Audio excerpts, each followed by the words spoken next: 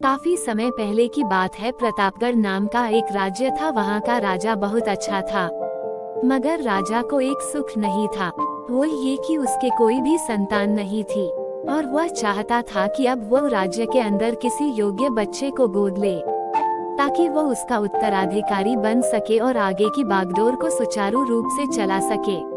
और इसी को देखते हुए राजा ने राज्य में घोषणा करवा दी कि सभी बच्चे राजमहल में एकत्रित हो जाए।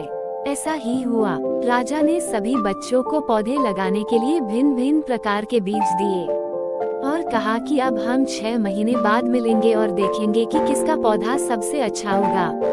महीना बीत जाने के बाद भी एक बच्चा ऐसा था जिसके गमले में वह बीज अभी तक नहीं फूटा था, लेकिन वह रोज उसकी देखभाल करता था और रोज पौधे को पानी देता था।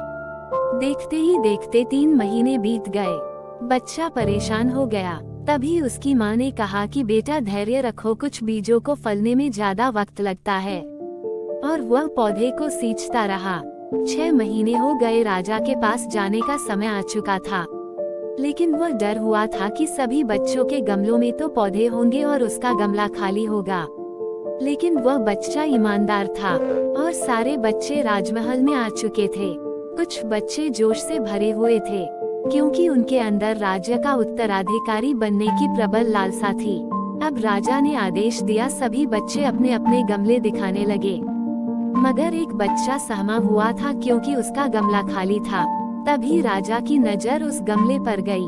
उसने पूछा, तुम्हारा गमला तो खाली है? तो उसने कहा, लेकिन मैंने इस गमले की 6 महीने तक देखभाल की है।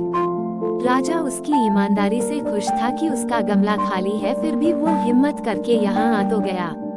सभी बच्चों के गमले देखने के बाद राजा ने उस बच्चे को सभी के सामने बुलाया। बच्चा सहम गया और राजा ने वह गमला सभी को दिखाया।